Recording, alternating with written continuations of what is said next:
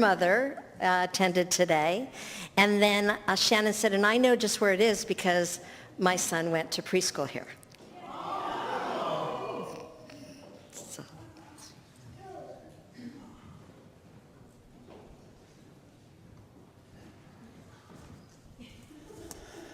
So good morning, everybody. Can you hear me okay? Okay, okay, good. All right, so thank you so much for allowing me to speak here today. In addition to thanking you for allowing me to speak, I wanted to thank you for the Valentine's Day boxes. I saw them, they were beautiful, and they were ready to go for some of our clients this weekend to celebrate Valentine's Day. Thank you so much. Can't thank you enough for that. It means a lot. As Christine said, I have really good memories of this church, and I was delighted to attend your service today, and your music is amazing. I mean, as soon as it started, I was like, wow, this is unbelievable. So thanks for letting me come. As Christine said, I'm Shannon Ross. I'm the Director of Development at A Woman's Place, so most of my job is to raise funds. So I'm warning you now, there will be a pitch for donations. I'm just prepping you. A Woman's Place, just for those of you who don't know, we're the only domestic violence support organization in Bucks County. We are committed to ending domestic violence and intimate partner violence by empowering survivors, fostering community awareness, and promoting systemic change. I am going to read to you a bit just because I do want to give you all the information about A Woman's Place that I can cram into 10 minutes. So we're celebrating 50 years this year. I know you're at 150. We're a little behind. But since 1976, we have dedicated ourselves to serving survivors and their children with compassion, respect, and integrity. Our services range from a 24/7 hotline, an emergency shelter. We also provide counseling, support groups, and legal advocacy. We stand by survivors in the courtroom. We help them navigate protection from abuse orders. We help them find safe and affordable housing. And we provide prevention and education programs in schools, workplaces, and communities. Every single service that we provide is free, confidential, and tailored to the unique needs of each individual. One survivor recently told me that calling A Woman's Place changed her life. She said, "A Woman's Place gave me the guidance that I needed to lead me and my child to safety." Domestic violence is a pattern of abusive behaviors used by one person to exert power and control over another within an intimate family or household relationship. That's the definition of domestic violence. It can take many forms beyond physical harm, including emotional manipulation, psychological intimidation, sexual coercion, financial control, and social isolation. These behaviors are often ongoing rather than isolated incidents and are designed to create fear, dependence, and obedience in the victim. Domestic violence affects people of all genders, ages, and backgrounds, and its impact extends beyond immediate injury to long-term trauma, disrupted families, and lasting emotional harm. Domestic violence is very complex, and it's often misunderstood. It's shaped by a web of emotional, psychological, economic, and social forces that make leaving far harder than it appears from the outside. Abuse rarely begins with obvious violence. It often escalates gradually, intertwined with love, apologies, and periods of calm that create confusion and hope for change. Many survivors face intense fear of retaliation, financial dependence, concern for children, social isolation, or cultural and religious pressures that frame endurance as, they face intense fear of retaliation, they have financial dependence, and they have cultural and religious pressures that frame endurance as loyalty or strength, meaning stay, and that's you being strong. Abusers frequently erode their partner's self-esteem and sense of reality through manipulation and control, making survivors doubt their own judgment and feel incapable of surviving alone. On top of this, practical barriers such as lack of safe housing, limited access, legal protection, or distrust of institutions can make staying seem safer than leaving. Understanding why people don't leave requires shifting the focus away from blaming survivors towards recognizing the powerful constraints and risks that they navigate and face every day. This is a very complicated subject, and supporting survivors can be complicated. When we talk about domestic violence, the numbers can be overwhelming. It is very common. I have been with the organization for 3 years, and I am shocked at how common it is. In Bucks County alone, it is estimated that over 15,000 women are abused each year, and more than 30,000 children are secondary victims of domestic violence. That's just in our county. Across Pennsylvania, more than 119 victims lose their lives each year in domestic violence-related incidences. There was a domestic violence homicide in Levittown last weekend. I don't know if you heard about it. And unfortunately, it happened in a manner all too familiar. An abused person who has been coerced and controlled wants to leave, and the abuser feels like they are losing the control that they had built through the abuse. It is actually quite common to not see physical violence until a survivor tries to leave. So up until then, it's mostly emotional. So the most dangerous time for an abused person is when they leave. And in recent years, our county has seen a 95% increase in protection from abuse orders, rising from 575 in 2014 to 1,122 in 2023. From those of you who are not familiar with protection from abuse orders, it is a legal order issued by court to protect an individual from domestic violence, stalking, or harassment by restricting the abusive person's behavior. It typically prohibits contact with the victim and may include requirements such as staying away from the victim's home, workplace, or school, surrendering firearms, or providing temporary custody or housing arrangements. The purpose of a protection from abuse order is to reduce the risk of further harm and provide legal consequences if the order is violated. So each year, A Woman's Place provides services to about 2,000 people in our county. We answer approximately 4,000 hotline calls. We provide about 11,000 hours of counseling. We provide about 5,000 nights of emergency housing and 1,000 hours of court accompaniment. And we educate around 6,000 people about domestic violence. We also provide opportunities for approximately 150 volunteers. We have 32 staff, full-time staff, and about 6 part-time staff. Over the years, we have witnessed countless stories of change and courage and transformation. A mother who fled with her children and rebuilt her life one day at a time. A person who came to us in crisis and through counseling regained confidence and set long-term goals. A teenager who recognized the signs of an unhealthy relationship through one of our prevention programs and chose a safer path. I can't tell you how many people I come across in my going out into the community, how many people tell me they've used our services. One story that I do like to share is that we were having the interior of our shelter painted by a volunteer, and I went to go purchase the paint. And I was explaining to the person behind the paint desk what I was doing, and while he handed me the bucket of paint, he said, "I lived there when I was a kid." It happens all the time. We are a huge support for our community, and people need us. I recently met a 30-year-old who had lived in our shelter when she was 6, and I asked her to give me a reflection on what it was like to be in the shelter when she was a child. This is what she said. "I was only 6 years old when we went to the shelter. I was scared and confused. Looking back, I see that being there made my mom stronger and happier. My siblings and I could have fun and just be kids.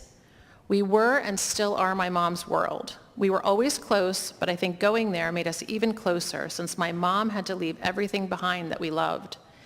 This was part of a new life for us. I felt safe because I was still with my mom and siblings, and we got to meet kids that were there for the same reason. The best part was that every minute we were together and everyone there cared about us." Now, her mother had told me that she had 3 children at the time, because I met her mom too. She had 3 children at the time, and she was in an abusive relationship with her husband, and she had not told one single soul what was going on at home. She was just embarrassed, humiliated. There's a lot of emotions, as we talked about, complex feelings that go along with this. And her husband beat her up, and her little girl, who was 6 at the time, after she was beaten up, she looked at her mom and she said, "He's going to kill you." and they left that day. So that's what spurred them into leaving. This is ugly and tough stuff to talk about. Each of these stories is a quiet revolution of dignity, healing, and hope, believe it or not, because what we do is we help people get through and out of these experiences. Their words remind us that while abuse can remain hidden, the resilience and courage of survivors does shine powerfully. So this year, as I mentioned, we're celebrating 50 years of service in Bucks County, and that's a half a century of listening, caring, intervening, and advocating. It is 50 years of building community, creating systemic change, and standing with survivors. As we look forward, we know that our work is far from finished. Domestic violence continues to affect families every day, and the next 50 years must be about expanding our reach, strengthening our resources, and walking alongside every survivor who needs us. Our goals include increasing the numbers of beds in our shelter, and actually Bucks County was granted, we co-wrote a grant application with Bucks County, I think it was through the state grant, and they received it, the county received it, so they are building us a new shelter. Our shelter will have 10 bedrooms as opposed to 7. It will also be pet friendly, which will be amazing because a barrier to people leaving is leaving their dogs there with an abuser, or leaving a plethora of animals that might be abused, or it's maybe their comfort animal and they don't want to go without it. So that's going to be really big. We're also looking to expand our services and enhance outreach always. We want to reach as many people as we can. So how can you help? I know that as a church you have been incredibly, been wonderful partners with A Woman's Place. I've met people through my 3 years who've come and dropped off checks and dropped off, Valentine's boxes or what have it, and we are so grateful for that. But as individuals, I have some opportunities to help as well. Because our mission is only possible through the generosity of our shared community. I wish I could say that domestic violence services are well-funded, but they are not. I have worked in a variety of nonprofit worlds, and this one is definitely the worst. We are so used to just getting by, and it's not a good way to be providing support to a very vulnerable population. Monetary donations keep our shelter doors open and ensure that survivors have access to critical and life-saving services. Over a quarter of our income comes from private donations, and that includes like your church checks and things like that as part of the private donations. But they make a huge difference to our budget and what we can provide for survivors and the quality of the service that we provide. Private donations from citizens like you carry a flexibility that allow us to address costs for things that our government funding will not cover, but could be the thing a survivor needs to get their leg up. I'll give you an example. We have a client at the moment who does not speak English. She has 3 children. She got a job making deliveries in her car. She had a really hard time finding a job, has no money. Her car just broke down. None of our grant funding allows us to pay for car repair. So that's where we would take private donation money and repair her car just to get her to the next point. It's those like little life things that take place for all of us that if you don't have the money for, you're not moving forward. I'm sorry, I keep doing that. So partnerships, sponsorships, and volunteer time are equally important. Every gift, no matter the size, has ripple effects for us. I told you that there would be a pitch for donations. Well, here we are. We have a few ways that you could support us during this special year, should you be interested. Firstly, we are having a 50 for 50 initiative. We are seeking 50 new recurring donors this year. We have some recurring donors, but we're looking for people to say, just like you do with your bills, hey, every month I can give $15. You set it up through our website, and every month we get $15. Last year, with the state budget impasse and the federal budget shutdown, it was really scary for nonprofits, including us. So because we don't have that funding come through, it's terrifying. So that kind of like regular donation gives us a little bit of security. I have literature on all of the things I'm going to tell you about. If anybody's interested, I'd be happy to share it, or I can leave some here. The other way that you could help is that we are having an event in May. We're having our 50th year celebration. We always have a fundraiser. This one's bigger. It's at the Pearl Buck House. It's going to be about 300 guests. And we are looking for sponsorship. So if you know of a business or you own a business or you use a business that you think may be an interested sponsor, I have sponsorship forms here with me as well.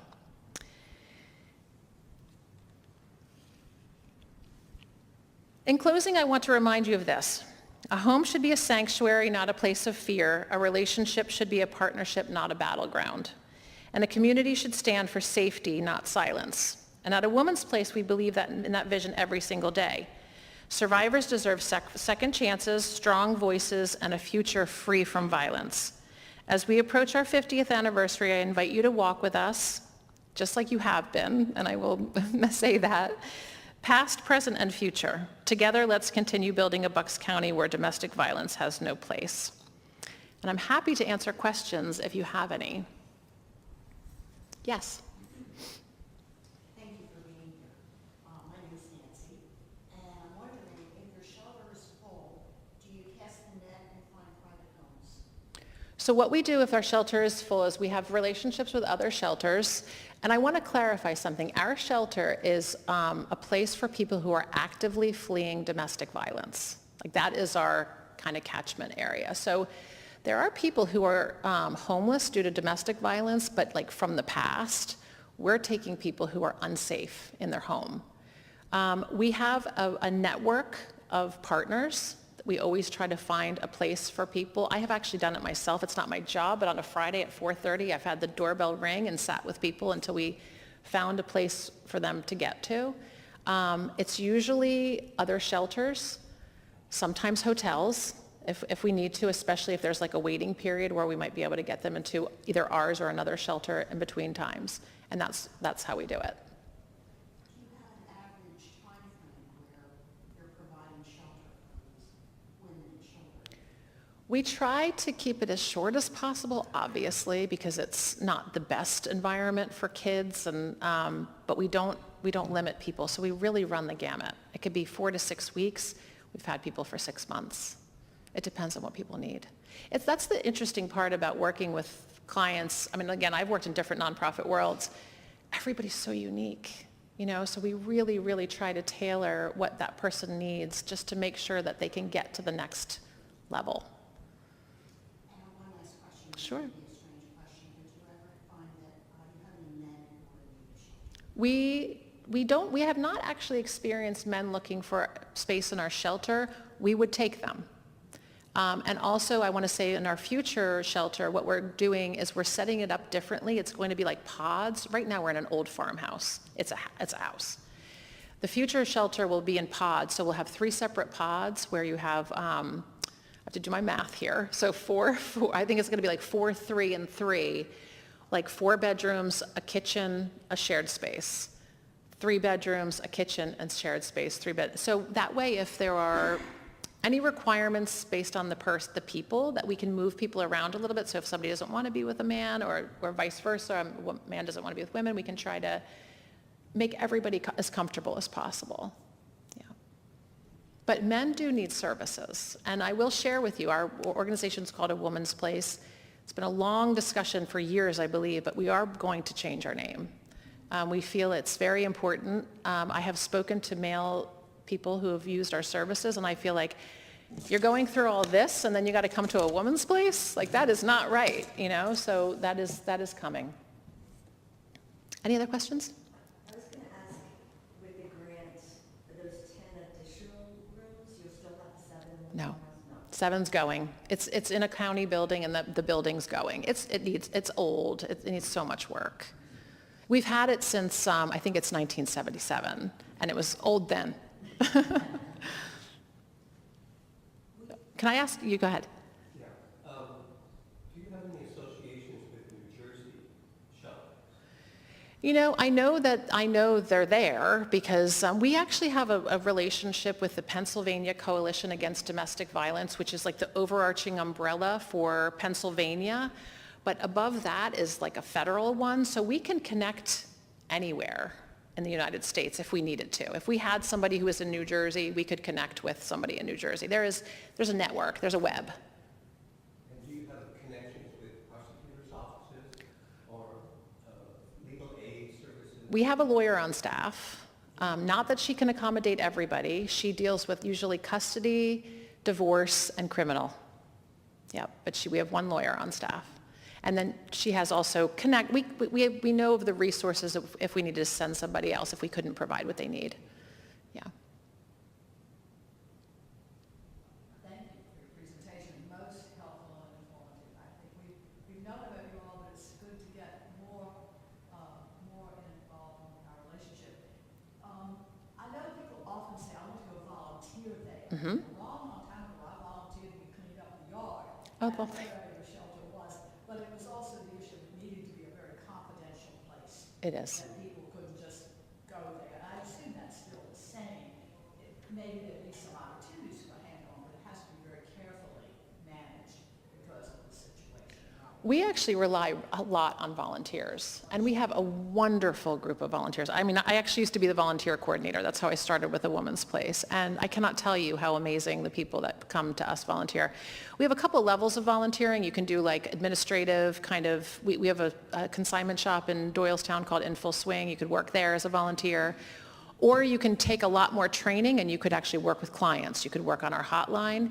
You could participate in some counseling. Actually, the court accompaniment, we have some really strong volunteers who sit with clients, fill out protection from abuse order paperwork, go into the court with them. They're PFA courts on Wednesdays. A lot of our volunteers are there all day Wednesday, and they're amazing. In addition, if, say, your church wanted to do something, what we do is we just have you sign a confidentiality form, and you're kind of coming as a group, and we can arrange some kind of day of service. We do that with a lot of organizations. Just one other thing. I know some people are aware of the network of victims assistance known as NOVA. Correct. Which has a thrift shop on 313. What is any relationship that you have with them? We have a really nice relationship and affiliation with them. I can't tell you exactly exactly how we integrate, but our executive directors are close, they correspond with each other. There's crossover because there can be like criminal cases and mixed with, I was actually just talking with my executive director about this. Do you know that domestic violence isn't illegal? It's actually not illegal. It's not a crime. It's a crime if you stalk. You're starting to get into some of the other behaviors, but we were actually talking about our overlap with NOVA briefly. I wish we'd gone into it more detailed than I could give it to you. But we work alongside them. And they have a thrift shop too, so They do. the thrift shop is in Doylestown. That's right. Yes, correct. I remember a rumor years ago that men volunteers were not encouraged. Is that true? Nope. We love men volunteers. Yeah. I have a question. I know that NOVA does a lot with at-risk youth, especially LGBTQ youth. Do you ever deal with youth that come to a Woman's Place? Yes, we can serve people 14 and over through a variety of services. We actually have an arm of our education department that works very specifically with the LGBTQ community through the Rainbow Room. And a lot in the education kind of advocacy aspect of things, but we can also serve people. And also, another question. I know that you're a thrift shop in Full Swing. My friend Randy does a lot of volunteering there. It's great. It's basically just clothing. Is that not correct? Majority clothing. It's not a huge store, so we don't have room for that much more. I think they do jewelry, costume jewelry. Accessories. That's right. Purses and bags and things. That's right. Yes. Because we're going to be... Yeah, Shannon, we should say, in our 150th celebration, this fall, we're going to do 150 acts of kindness. Yes. And then we're also going to do a clothing drive and maybe accessories and bags for In Full Swing. That will be part of that. Right.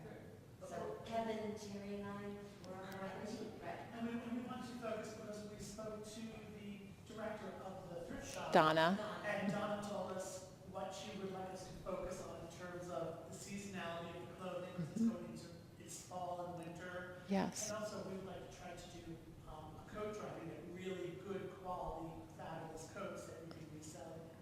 Amazing. I mean, she even gets furs, believe it or not. Yeah, she gets excited about those. So we're excited to work with her. Yeah. On this also. So everyone start going through your closets, set aside some really great fall, winter coat stuff. Partnering is always saying to me, hey, what do we do with all of our clothes? Well, now you know. And it's not good enough for in full swing, Kensington will take it. That's right. And so I'm wondering what your annual budget is and what you anticipate the new 10, You're making me nervous because this is what keeps me up at night. So we haven't determined what our budget at the moment is about. It's a little over $4 million. And like I mentioned before, a quarter of that is through private donations. This is a discussion we're having a lot about what that budget's going to look like. Not only is the budget going to increase, we're also, not that you need to know this, but it'll be interesting. It's going to be a change. We have an administrative office in Doylestown as well. We're combining both. So the shelter and our admin office will be together. It'll be a different setup. So we don't know exactly what that budget will look like, but we also have to we ourselves have to furnish the shelter. So the grant that we have is not for furnishings. And we're anticipating, we're in the talks of having to do this. The shelter has to be completed by summer 2028. So we have a little bit of time, but it'll go fast. And we're anticipating about $1 million. That's what we think now, just to furnish it. So we are going to have a capital campaign between now and then as well. We have to change the name, capital campaign, celebrate the 50th, figure out what that budget's going to be, but we don't know that yet. and I had missed this, but have you identified a location for the new shelter? The county has. It's going to be their building. It will be, and they're building it. We're not part, like we're telling them things that we would like. We're consulting with them, but it's their building. Yeah, they got the money. So will they be responsible then for maintaining it, or is that something? See, I don't think so, because at the moment we maintain our own shelter and they own the building. So, and that's why I'm like, when I say it's an old building, it just has so many things wrong with it. I'm curious, how much money do you get from the federal government? Well, if we're a $4 million budget, honestly, a little over four, it's probably close to half. It's probably about a half, yeah. Which, again, going this past year has been frightening, you know. And when I talk about like the recurring donations, I know that it's not like we're asking for people to just do a small one, but still, because with changes in administration and changes in priorities, we don't always know where we're going to land. And I'd ask another question too, if I may. Do you worry about ICE coming to your facility? We've had conversations about it. I mean, with the new sheriff in town, less. Yeah, which is like, Yeah. But we have had conversations about how to manage that should it happen. I will tell you that we have many less Spanish-speaking people coming to us now. You know, they're frightened. We have a lot more Russian-speaking clients now. Yeah. I think Linda has. Yeah, I know. In my church in Washington, we have a relationship with my sister's place, which is a similar sort of thing. And we would adopt one of the women and sort of treat her as family. In other words, babysit the kids, or take her to the movies, or just, find it, just do Nice things. Is there anything like that? You know what? I wish. And I hope that one day we can get to a place like that. We've had these conversations. The challenge is that with confidentiality on this subject, it's very difficult. We can't divulge any information. I mean, we can't take pictures. We can't, even as a fundraiser, it's hard because I want to show you what we're doing, but I can't. So we have talked about this. I mean, we have dreams of having like mentorship programs for these families, or like, somebody said, could you come and live with my family? I mean, honestly, wouldn't that be amazing? Because truth be told, some of our clients have lived a whole lifetime of violence. So being in a home that was healthy and not violent would certainly help. It's a dream of ours. And to even do things like that, right now, we're just very confined. The other thing I would mention is that a lot of our clients are in real crisis. So they're very focused on like, what's happening today? Can I get to court today? Do I have enough money to get to court? And see through this protection from abuse order to keep me and my family safe. I can tell you that the present facility has no signage. Like when you go there, there's like little cues, like you're gonna turn left here, then you're gonna do this. So there is no signage. It's quiet. We're quiet about it, yeah. How many children do you I'm sorry. Education while they're at the shelter being protected? Yeah, so they still go to school. If they're not in the school district that they lived in prior, we try to arrange transportation. Sometimes moms will drive, sometimes moms have cars. Or we'll try to arrange transportation. Our preference is that they go to the school that they were in before. We don't want to break that routine. So they go to school, they continue going to school. Some of our moms work. They go to work every day. Their kids go to school and they go to work. Sometimes some people can continue on. I always feel bad though, like we have a really strong volunteer program, as I mentioned, and we have teen volunteers that come into the shelter and spend time with the children after school, like reading to them and playing games with them. And I remember one young man who was in the shelter with his mom, teenage boy, not easy. One of the volunteers he went to school with, so he would kind of hide. Like we hadn't had that issue before, hadn't thought about that, but he would see this girl from his school coming in to volunteer with children, and he's a teenage young man, and he would hide in his room until we figured out what was happening, and then we had to make different arrangements so that he didn't feel like that. So on that note, do you have a confidentiality agreement with the school, like the guidance counselor, if there is a child that is living in your shelter, or is that not transparent in any way to the school? Oh, the school knows. The school knows. That handoff and the communication. Yeah, that's not really something I know like 100% about, but I will tell you that the school knows because especially if somebody's in the shelter, there's a protection from abuse order that says the abuser can't come to the school. So they'll be well aware of the situation. Yeah. Oops, sorry. Any other questions? We've talked about coming into the shelter, being taken care of in the shelter. What is the thinking, the philosophy of the exit strategy for these folks? Absolutely, and we have one. So as I mentioned in my presentation, we have counseling. So everybody who comes into the shelter is eligible for counseling because there's a lot of trauma that needs to be dealt with. We have a rehousing program. So our intention is to get somebody into safe, affordable, Hardin Bucks County housing long-term.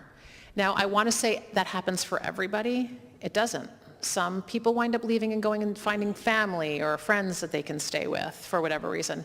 Some people go back to their abusers.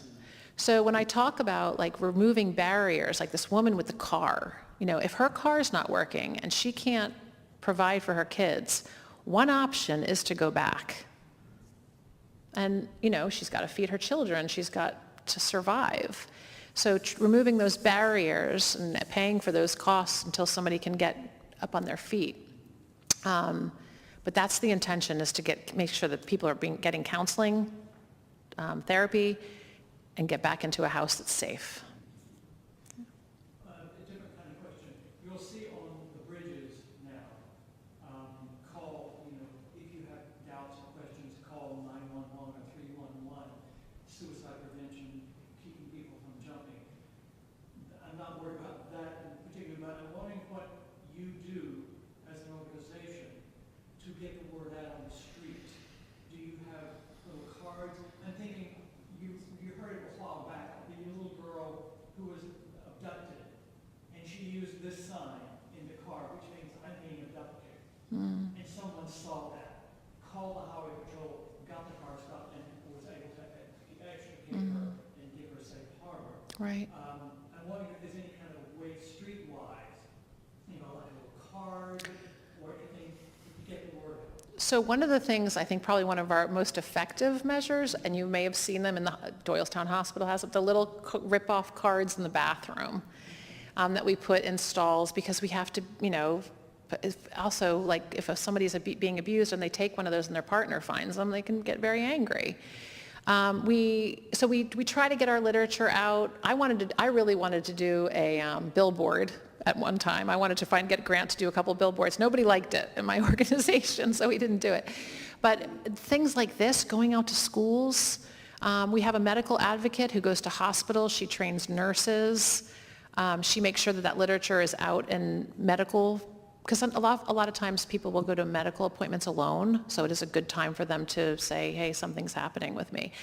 The problem is that this abuse is so complicated, as I mentioned, that like it takes a lot for somebody to reach out and get help. It's a complicated situation. So yeah, we're just trying to educate, get the word out, educate. Especially like I say about the education department, because I love the fact we're talking to young people to kind of understand red flags, because it's confusing when you feel in love, but that person's really jealous. Oh, well, they're really jealous because they love me so much, but they're overly jealous. They're starting to control me, and teaching people about those differences.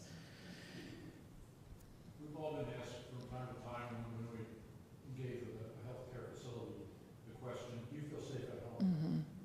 What happens if you answer no? I don't know because I'm not there, but again, we have a medical advocate who's in contact in Bucks County with the medical facilities who allow her to come in. It's optional, but I'm not exactly sure. That's a great question. I don't know what they do. If they go over, options, not sure. Do you have survivors that are motivational speakers so that women who are afraid or that are afraid of leaving their relationships seek inspiration or find ways to be motivated to understand that there's positive on the other side? We do, actually. We have, we bring, yes, she was asking about survivors of domestic violence who come and speak on behalf of survivors of domestic violence to share their stories and motivate individuals to seek help. And yes, the answer is yes. It's not that easy to find. In fact, the woman the quote that I read you, the woman who told me that she had been in the shelter 30 years before, she spoke at our last event. But we do. We actually have a survivors advisory board within the organization. One of those survivors has actually come to me with different events, and she's spoken. I find that a lot of people don't want to speak until their abuser is dead. I know that sounds crazy, but I think they live with a little bit of a lingering fear. But we do have some. If you came to our event in May, we'll have an impact speaker. We'll have somebody who's used our services. Also, a lot of our staff come to us after they've used services and come back through, and so they have a real understanding of the process. Volunteers as well. The other thing that I know when I recommended services such as yours to other people who are in need of them, the one thing that they always go, well, that's nice, but that's not going to help me. Like, if they've tried other paths and different places and it hasn't worked for them, is there any information or programs that you have that could help inspire those people to actually try it and go for it and see what they can find out? I mean, our hotline is open to everybody, and they can talk through that potential. As an organization, our philosophy, we cannot push people into anything, and we actually support some survivors who are still in their home with their abuser. We do provide counseling to people who are still, because if you think about it this way, you have been in a relationship that somebody else has been controlling you. We want those individuals to decide for themselves, make that decision to move forward independently of somebody saying, you should do this. Like, they have to become empowered just to leave. Like, you have to be able to make your own decisions, do it because you want to. You have to recreate that confidence that you haven't had. So although we would talk to anybody and encourage anybody and talk to people about the power and control wheel, which is something that they use in the counseling services, it's this actual visual of how somebody controls you, oftentimes that will help people say, that's what's happening to me. Like, I'm seeing it, I'm understanding it, and that might promote them wanting a change.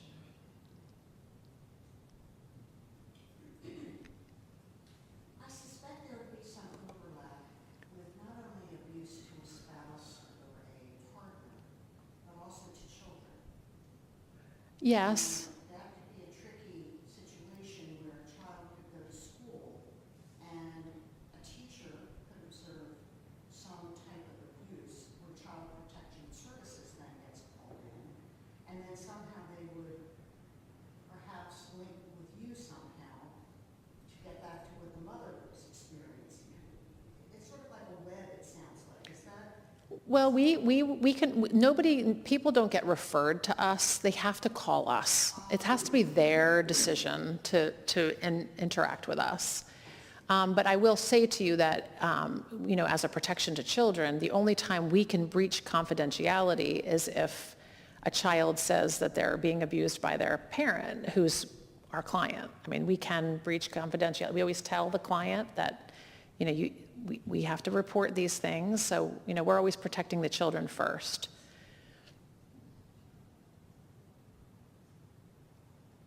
Okay, thank you so much for listening. I appreciate it.